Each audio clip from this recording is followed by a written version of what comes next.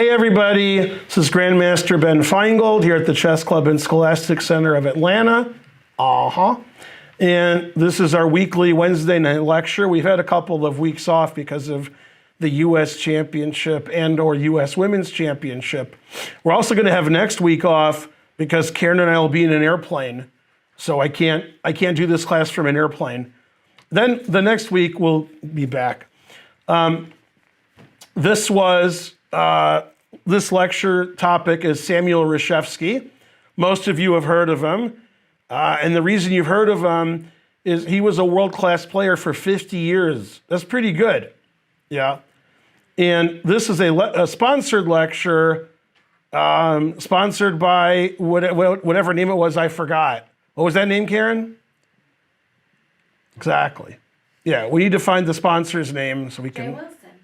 Oh, she looked like she didn't know, but then she knew. I wasn't listening. Jay Wilson. Oh. Yeah, typical lecture that I give, nobody listens. Jay Wilson is the sponsor. And we were reaching out for sponsors, and most people, don't necessarily have enough money to sponsor. So one of the famous people we reached out to, we knew they had enough money, was Tom Hanks. And he said he didn't want to sponsor a lecture, but he knew somebody who did. And we're like, who? And he said, Wilson! And it turned out he was right. We looked at all the Wilsons in the world and we found Jay Wilson. So thank you, Mr. Wilson, for sponsoring our lecture on Reshevsky. Now, I have a personal connection to Reshevsky. I actually have several. I'll tell you two funny stories and then you can decide which one's funnier. Then I have other stories that aren't related to me necessarily, but to my dad. So Reshevsky was giving a simul at a very, very, very large building in the Detroit called the Renaissance Center. And it used to be a hotel and had other stuff. And GM bought it. And I don't know if they still own it, but I think they do. So it's a GM building now. But that's good. I can go there whenever I want because I'm a GM. And he gave a simul there. And there was a guy that I knew who was about 2,000. And I was probably 2,200, 2,300. So I was helping him, and he beat Reshevsky. Yay, because, we were cheating. The other funny story is Reshevsky used to live in Michigan because he went to school there at some point. He actually went to school in like 3 different states. He considered himself not a professional chess player, but an accountant. Anyway, so this was way, way, way, way, way before I was born. He was out on a date with a woman, and they went back to her place, and they were outside, and Reshevsky was singing. He must have written the book, Sing Like a Grandmaster. And she said, you can't sing, people are sleeping. And he said, I'm Reshevsky, rawr, which is the right answer. And then she said, get out of here, and that was it. Now, the reason I told you that story is that woman later married a chess player who's also a doctor. His name was Howard Gaba.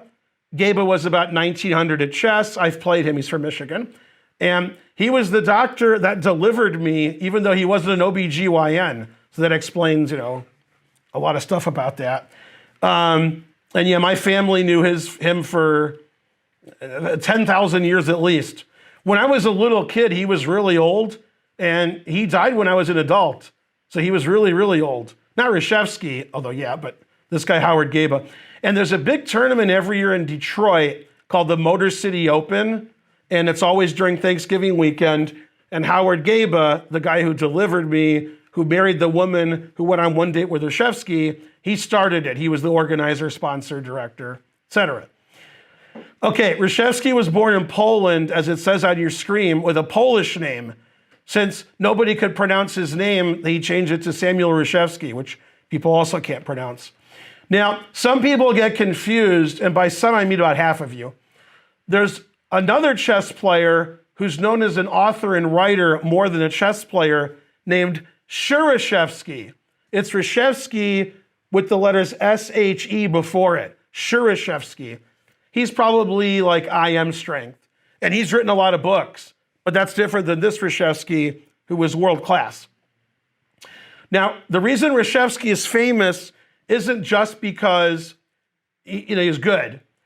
The reason he's famous is he was really good for a long time, right? Now you take Kasparov now, and probably like Grandmaster Gus could beat him, right?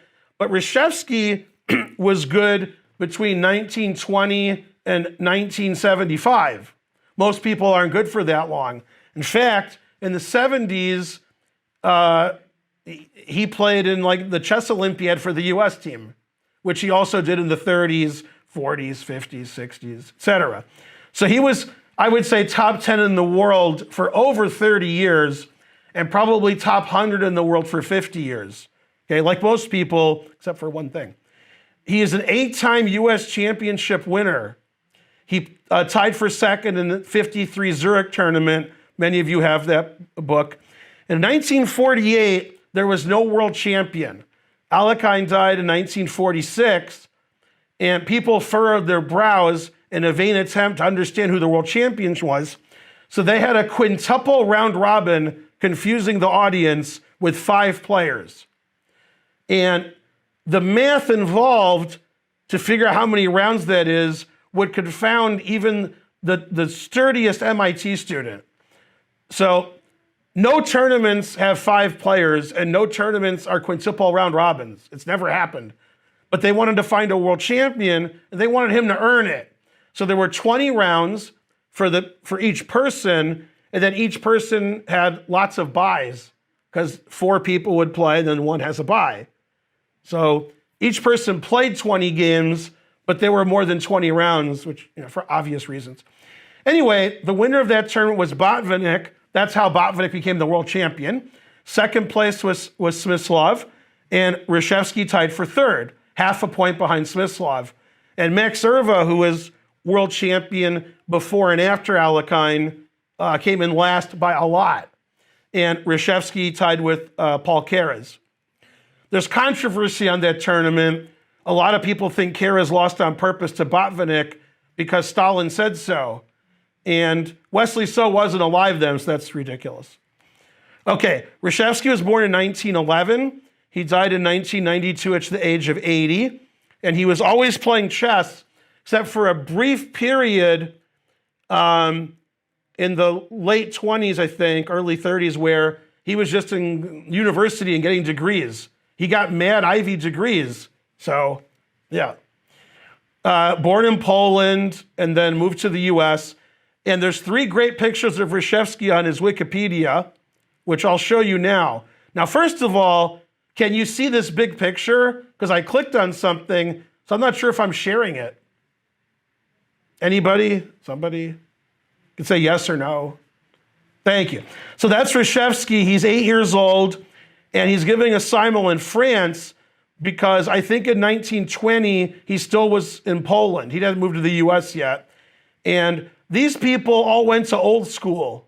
That's the school they went to. This guy's choking on his own rage over here. Okay, and Reshevsky won every game.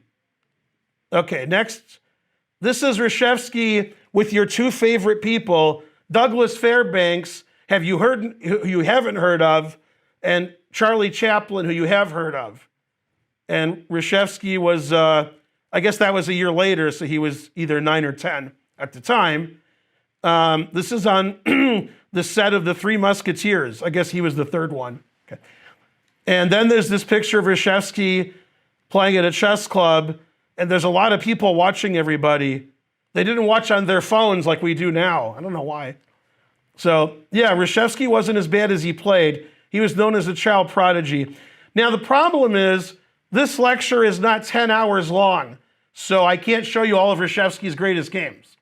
Reshevsky, of the first 12 world champions, played 11 of them. I don't think he played Steinitz, because I don't think Steinitz was alive when Reshevsky was born. But he might have been, but he wasn't playing chess. And he did play Lasker when Lasker was old. Then he played all of them. So Reshevsky played every world champion, except for Steinitz, because being alive helps. And he met Kasparov and spoke to him, but they never played a tournament game, because Reshevsky really wasn't playing then. And of the 11 world champions he played, he beat 7 of them, okay? Just like you guys at home. All right.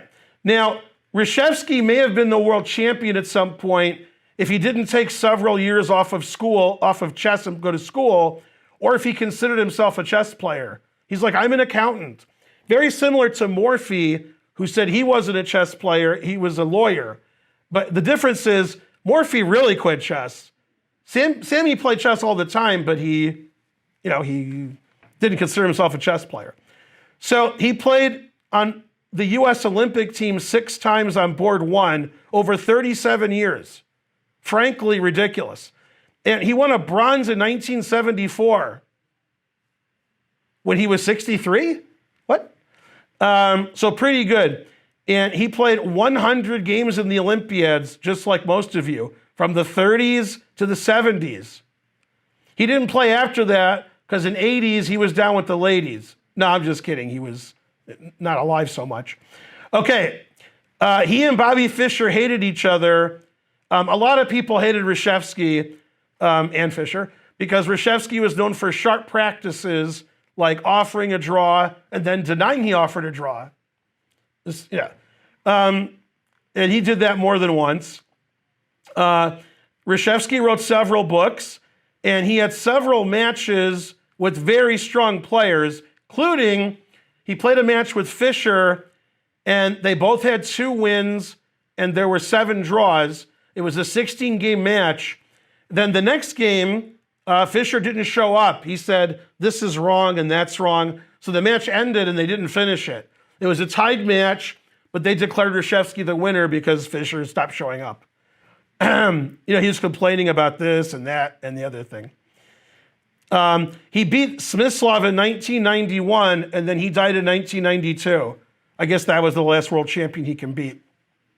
Anyway, I recommend those of you at home watching on YouTube to go to Reshevsky's Wikipedia page because there's a lot of information. I mean, and this is the books that he wrote here and so forth. These are his famous games. Again, I can't look at all of his games because it would be a 10-hour lecture. So I just did the best I could. Not too good, but a little bit good. One time, my dad and a friend of his approached Reshevsky because they wanted an autograph or something. And right before they got to this, he said, what do you guys want? So he was furious. So he was always mad, making him a great player. Something. All right. We're screen sharing, hopefully.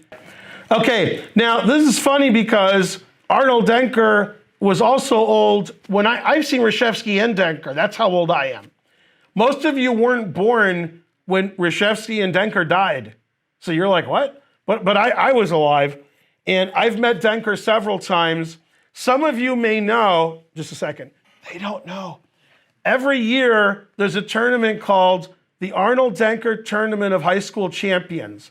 It's the best player in high school in every state. They can send 1 player, and they have it at the same site as the US Open during the US Open. Okay, I played in the first Denker in 1985, and I came in 3rd. And you know who was at the tournament? Denker. He was alive, and Sammy Reshevsky was not alive then because he died in 82. Okay, so this is Reshevsky Denker in 1934 when they're at the top of their game. All right, now let me get rid of the notation so you don't cheat too much. Just a little. Cheat a little, but not too much. Okay, so Reshevsky is white against Denker. And Denker played the Budapest. And the reason I'm showing this game is yesterday, Karen said, I hate facing the Budapest. And then she started crying. It was a terrible scene. Okay, and Reshevsky played a move here that's very unusual. Reshevsky liked to put pressure on his opponents. He didn't want to be a pawn up and defending. He wanted to be the one who was, putting the pressure. So instead of playing bishop f4 or knight f3, which are the 2 main moves, I guess they're not the 2 main moves, okay? He played e4. Whoa, I thought he played e4, yeah. Okay, and this attacks the knight thusly. But it lets black take back this pawn.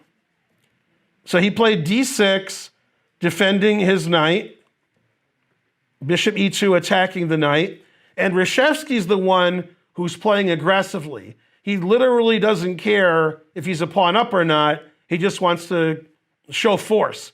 And black is losing a lot of time by moving his knight every move. Okay, and he moved it back here, confusing like 95% of you on YouTube. Okay, but only 50% of you who are watching live. You guys are better, I guess. Notice the queen and the bishop attack the knight twice. It's defended once, but it's also indirectly defended. Can someone in this vast audience tell me which other black piece is defending this knight indirectly? I meant the live audience, but yeah, you're right. Gus said the queen, because we have queen h4 check. So if you take my knight, queen check wins the piece back, and then white doesn't have the two bishops. So Reshevsky just played knight f3, and black's position was pretty passive. Bishop d7, not a move I would ever consider. Okay, so you can see black's position. White has a lot of space in the center and the king side, and so on, mainly, and so on. Okay, and since white castled and black didn't castle, attack. Okay, and that knight has a lot of squares except for one thing. Okay, so he went back to g8, never going back. Bishop e3, never play f6. Now, if I was black in this position, I'd probably play bishop c5 check if I was going to play knight g8, so my knight would have e7. I mean, I wouldn't want to play knight g8 because that looks terrible. But if I was going to play knight g8, I would check first, then my knight has a square. So I don't like the way Denker's playing. f6, obviously, I don't like. The black king is on e8, terrible. Okay, bishop d3. Here comes the attack. Black wins a pawn. And now this is the best part of the game because Reshevsky plays knight g5. The reason it's the best part of the game is because he did Denker's trick on Denker. I was about to say that. Yeah, Karen's like, what? Yeah, who would play knight here with black defended by queen h4, and then a few moves later, white plays knight g5 defended by queen h5? Frankly, amazing. So now if you guys ever play in tournaments, that's something you know. 5, 4, 3, 2, 1. Okay, now you forgot. But you knew it for 5 seconds. Okay, if you're watching on YouTube, just watch this part of the video over and over and over. Then it'll be like 5 seconds. Okay. So he played knight f6, stopping queen h5 check. And Reshevsky, who knew that my streams eventually would end up on the internet, always sacrificed the exchange. Reshevsky's like, I want to play queen h5 check. And obviously, if you're the kind of person who doesn't calculate 20 moves ahead, then you're like, well, this isn't fair. He can calculate 20 moves ahead and I can't. So how am I supposed to sack the exchange? There's 2 reasons. One is always sack the exchange. Easy. The other is black hasn't castled yet and we're trying to attack. And this game was turned totally upside down, okay? And the reason it's turned totally upside down, black sacrificed a pawn on move 2 and was trying to get active play. White immediately gave the pawn back and then sacrificed his own pawn, and now he's the one attacking. He showed that guy, okay? And so now by sacking the exchange, queen h5 check is unstoppable. And he played g6 because king e7 hangs mate in 1. The mate in 1 you don't see.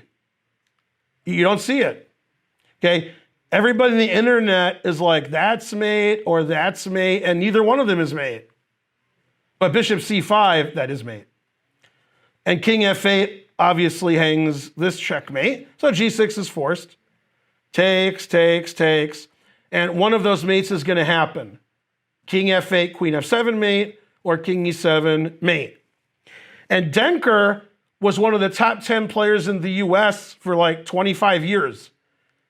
And he got beat very, very, very badly because he played too passively. He moved his king knight 1,000 times and it ended up on g8. Why was his knight on g8 after moving it 4 times? And as a consequence, Reshevsky said, well, you moved your knight 1,000 times, your king's on e8, you can't castle, time to attack. And that's what he did.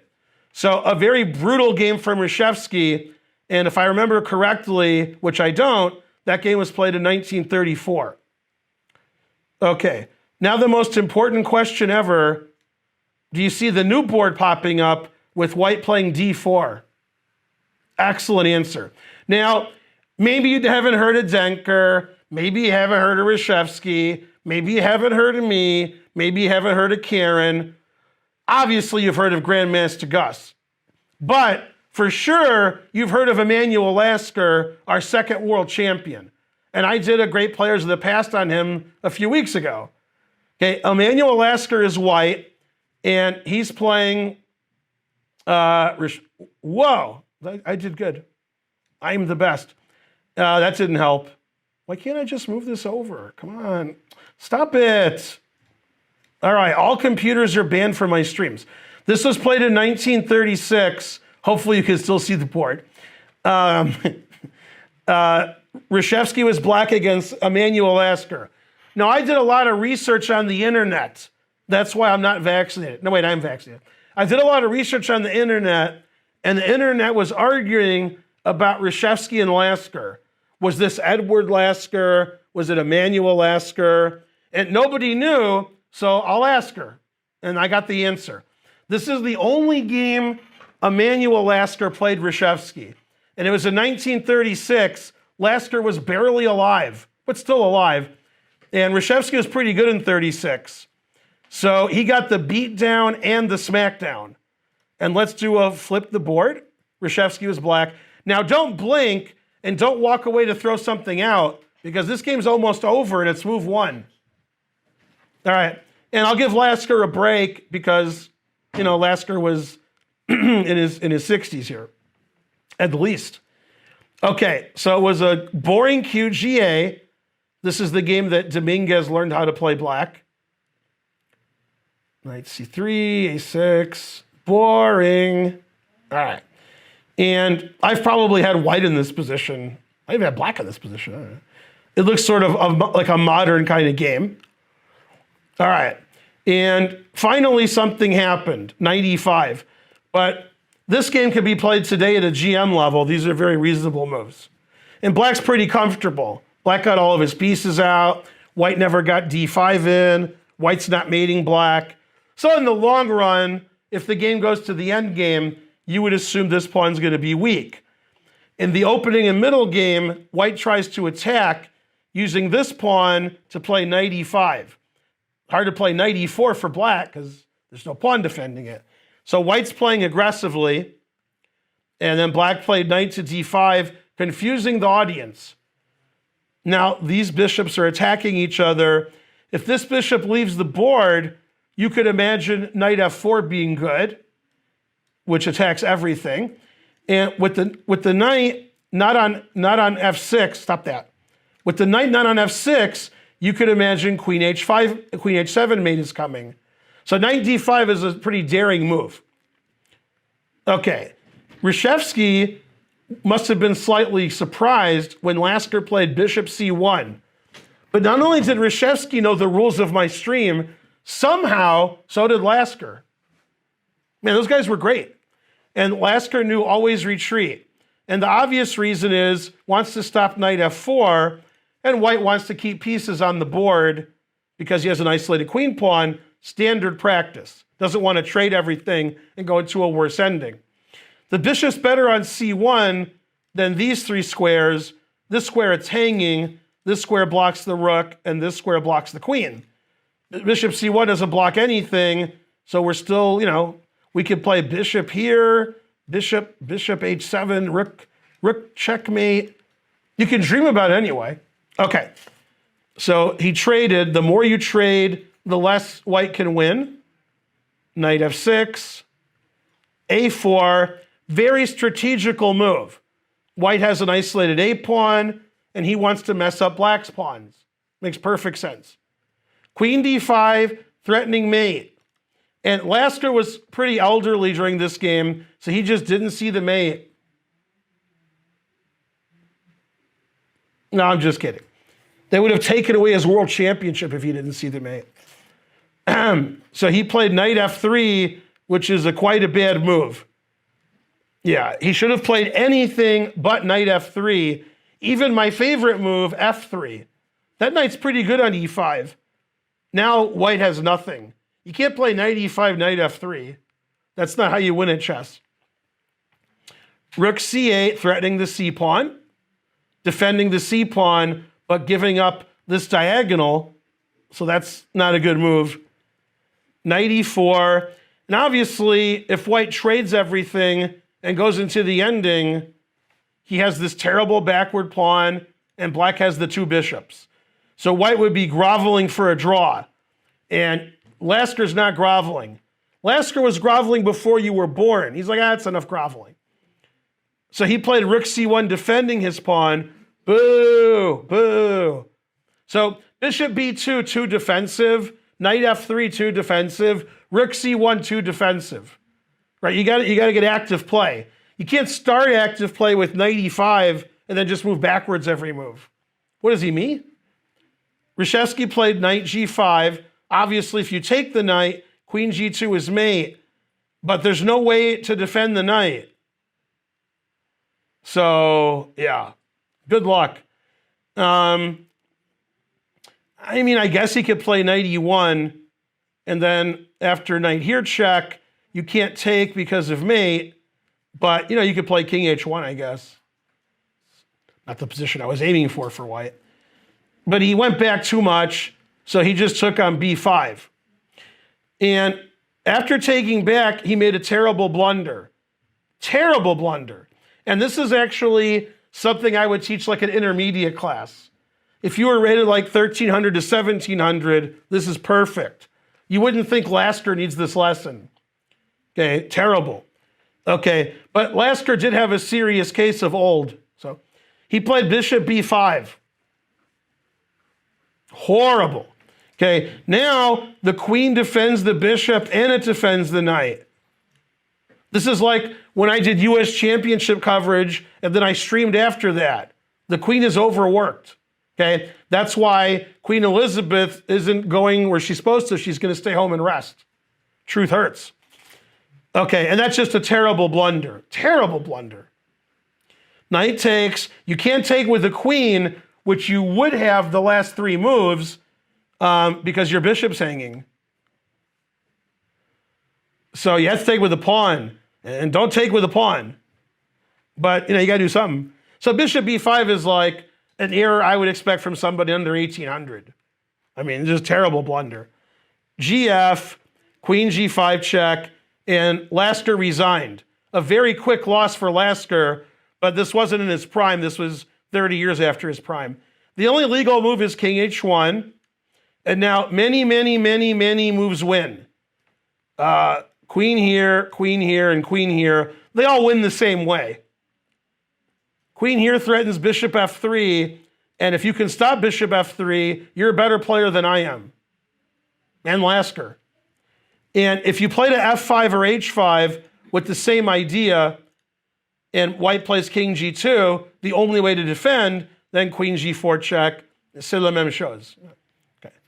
So after queen g5 check, Lasker is like, oh, it's a very strange mistake for somebody that good.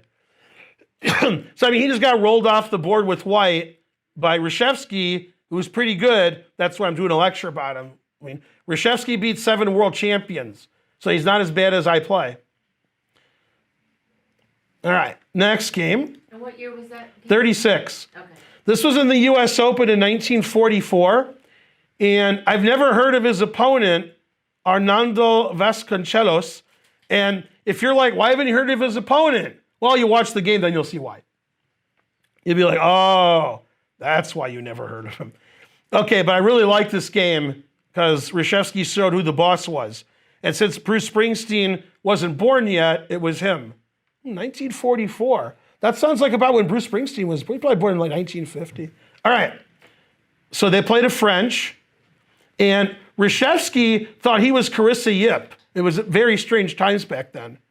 He played very much in Carissa Yip style, and you see how Carissa Yip did in the women's championship. 8.5 out of 11. Good, good. So he played the advance. Then he played very strange, always trying to sack a pawn and attack, like Carissa Yip. So he took on c5, a move that's not played anymore. And he's like, I want to attack. it's very strange to play knight d7, then take with the bishop. Probably take with the bishop first if you're going to take with the bishop. Okay. Knight c6, bishop f4 defending the pawn, queen c7, sort of attacking the pawn, but I wouldn't take that because getting into a pin. a6 stopping knight b5, I agree. Rook e1, sort of normal French kind of position. Karen's probably had black here like 80 times. Yeah, Karen's nodding. Yeah. Okay, queen b6 with the double threat. Not that this is a big threat because that's risky. That's a pretty big threat. Bishop g3 defending the pawn. If you're going to play queen b6, you might as well take on b2. Otherwise, why'd you play queen b6? Knight takes d5. You will know Reshevsky's name is the Lord when you see this game. Probably black was counting on knight a4. Then he'd move his queen, defend his bishop, and so on. And Reshevsky said, it's things that make you go, These pieces haven't moved yet. This piece moved twice. This piece moved twice. This piece moved 3 times. And I'm all ready to go.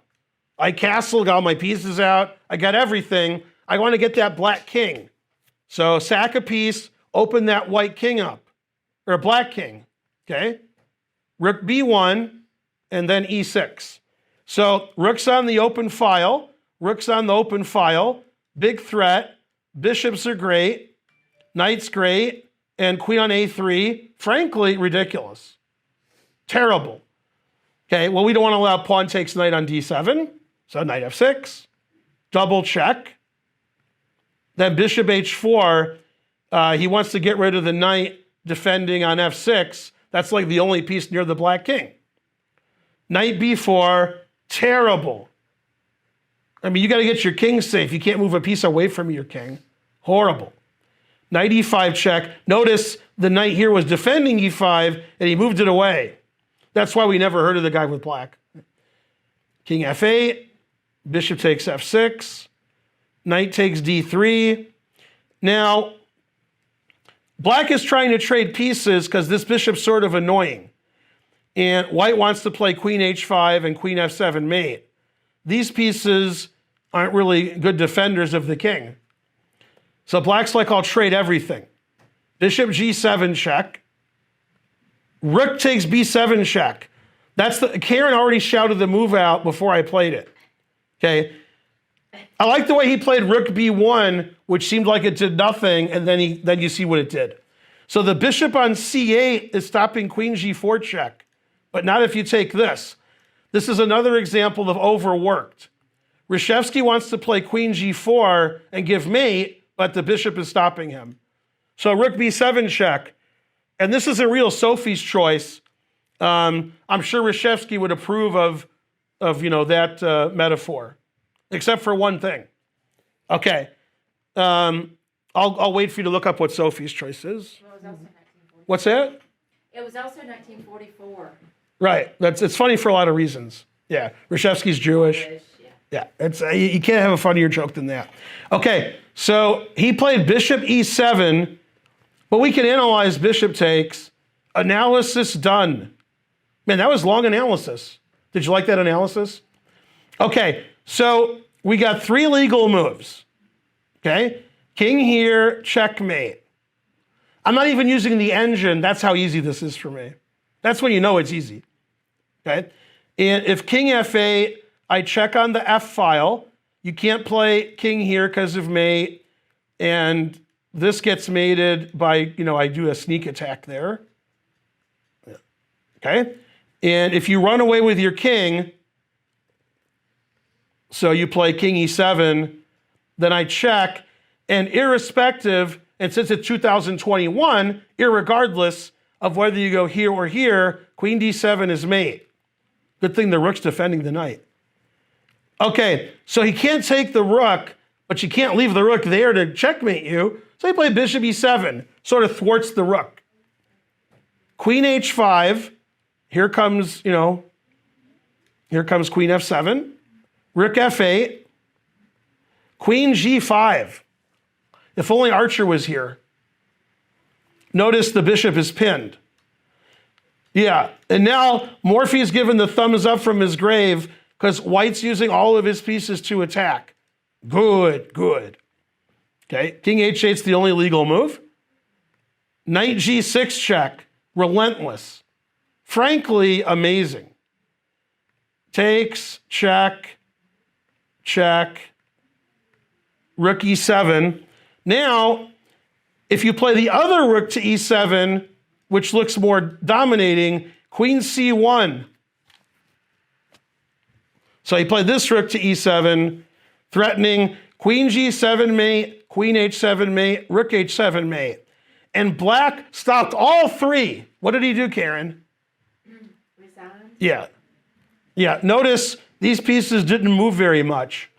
That looks like a game that was played in the 1800s where Morphy was white. But that was Reshevsky in 1944. Reshevsky was known as a tedious strategic player. But yeah, there he sacked all his pieces and made it his opponent. That is very similar to the way Carissa Yip plays now. This is like every game Carissa Yip was white in the French in the US women's. They all finished like that. Yeah, just attack, attack, attack. And the opponent says, damn, stop attacking me. Yeah, Karen said that on our fourth date. Okay, we were playing chess. All right, last but not least, I wanted to show you a game where he beat a world champion. I already showed you Lasker. This is where he beat somebody who became the world champion during the tournament. And there was no world champion. This is the aforementioned Botvinnik. And this game, Reshevsky was black. And this is the only game Reshevsky beat Botvinnik in this event. Botvinnik won the event and therefore was world champion in 1948. And Reshevsky was half a point behind Smyslov, who came in second. Pretty good. And beating the best player in the world, probably, you could argue Keres or Smyslov were better, but the tournament didn't bear that out. With Black in the World Championship tournament, that's a pretty good achievement. This was played in 1948 at the World Championship event. And in my opinion, if you want to study these kinds of Nimzo Indians, because this is a kind, which Ted Baxter didn't know what a kind was. So Mary Tyler Moore joke. Right. This is like the number one game you should study from the black side. Okay, because back in the day, people played A3 pretty early, which they're doing now too. And you get these situations where white's trying to checkmate black and black is trying to win all these pawns because they're all weak. And when white wins, that teaches you how to checkmate. And when black wins, it teaches you how to defend, get the pieces on the right squares, and play the right strategy.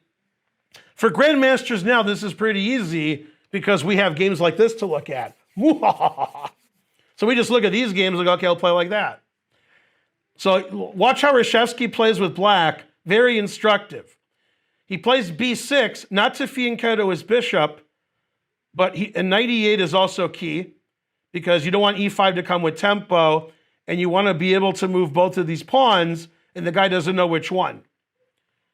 Okay, d6, knight a5 attacking the c pawn, and bishop a6 attacking the c pawn again. That's why you play b6. And this idea of knight here, bishop here, rook here is very standard. But in 1948, it wasn't as standard. But people were playing this more than they do now in the 30s and 40s. Excuse me, maybe because of Frederick Samish. It was all the Samish to him. And after dozens and dozens of games of black being okay, other variations became more popular than this one. So for white. Okay, so queen e2, queen d7, the queen's going to a4. We're going to win that c pawn and trade some pieces. White gives checkmate. Now, Reshevsky could go here or here, win this pawn, but f5 is annoying. I mean, the guy's coming to get you. So Reshevsky's like, all right, f5, you ain't coming to get nobody. And once I defend my king, then I'll take all your pawns on the queen side. And Botvinnik said, no talking. That's a lot to say in a tournament game. Okay, he put more pieces on the king's side. G6, defending F5 again. And if I want to defend it again, I can play knight G7. So if you can't move your F pawn, white wants to move his F pawn, get this bishop into the game, open the center. But Reshevsky's, no, I'm blocking it up. You'll never attack me. And then I win easily on the queen's side. Queen A4, take all your pawns. So he didn't, Rook D1, try to open it up there. And then Queen F7, he decided, let's keep the queen near the king. I don't have to play Queen A4. I could just play Rook C8 later. But the only thing that matters is white gets no attack. If white gets no attack, these pawns are permanently bad. And these three minor pieces, they look pretty bad. They can't move forward, ever. So a very good defensive play from Reshevsky, and it was 1948. So soon thereafter, Petrosian's like, defending, that looks like a good idea. E5, breaking on through to the other side, giving Jim Morrison some ideas. Rook C8, time to win that C pawn. There's a lot of Nimzo Indians in this variation where the black pawn doesn't move to D6, and this pawn doesn't move to E5, and black plays knight D6, attacking this pawn. Obviously, that can't happen here. Rook E1, DE, and he played DE.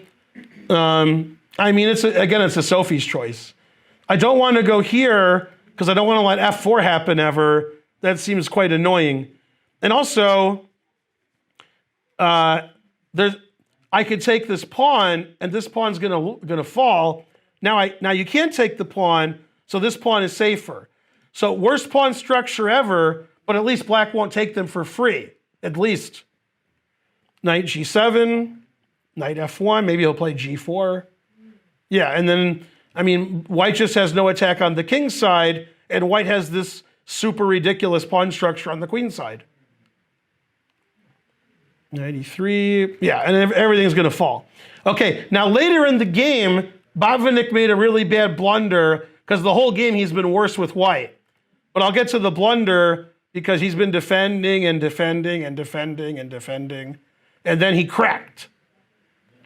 And usually Botvinnik doesn't do something like that while defending. G4 is an excellent move because he has no hope, so he wants some hope. He's like, if you take with the F pawn, I'll take this. If you take with the H pawn, here comes my rook. So Reshevsky's like, whatever, just doubles rooks on the D file. Okay. And now we got to watch it here. I mean, I've never seen somebody attack everything. If you showed me this game and we got to this point and I didn't know the game, and you said, well, this is Botvinnik, it's 99% Botvinnik's black. There's a pawn on F5, better pawn structure, strategical masterpiece. This is how Botvinnik played his whole career, was the way black played. Rook D1, H4, and white is in Wang Chung. H4 is a genius move because white can't move now, and Botvinnik made a double question mark move in time trouble. When you're like, white can't move, you're like, what do you mean, why can't white move? Well, he did move, then you're gonna find out why his move was bad. The king and the two rooks are defending this bishop. And you might say that's overkill, but that would be wrong because the people from Men at Work weren't even born yet. That's ridiculous. I got two pieces attacking your bishop, and you have three pieces defending your bishop. So you're like, well, I can move one away. What's the harm in that? So he blundered here, but if he plays perfectly, his position's terrible. Played King E1, double question mark. And now, very easy win, Knight B3. I like the way all these super GMs are blundering against Reshevsky because of all the pressure he puts on. He just misses like obvious moves. If the rook moves away, I take your bishop and your knight's attacked. So King E1 is just terrible. Although the position's pretty terrible. Okay, so Botvinnik's not going down like no punk. Right, his name's Botvinnik. His name's not Joe Smith, right? So he plays the craziest move you've ever seen. Confusing the audience, but not Reshevsky. Question? Okay.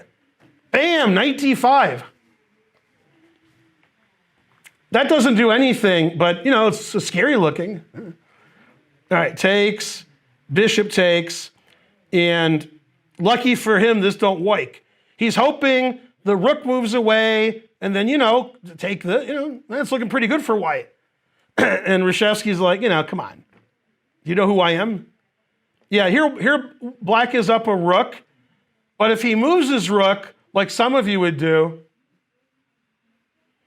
okay, now, Botvinnik's not kidding now. I'm not saying that white's winning or even better, but all right, this is the best position Botvinnik's had this whole game. So yeah, you don't do that. You don't give him counterplay. You sack the exchange. Reshevsky knows what I'm doing. And then white's center is irrelevant. Yeah. And black's just up a piece. Yeah. And then white resigned. I think king e2, they were trying to put the kings in the middle. No, I'm kidding. Yeah. So, Botvinnik just got crushed that game. He was like equal, slightly worse, clearly worse, lost. And he became world champion that tournament. And he was white. So chess is hard. No matter how good you are, everybody beats you, even when you're world champion. Which is funny in Botvinnik's case, because when he was world champion, he never won a world championship match. He always lost or drew the matches. Then when the other guy was world champion, who beat Botvinnik, they never won a match.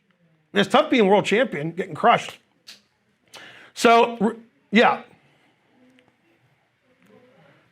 The engine, that wasn't the engine, it was some annotator. They said rook h1 is better.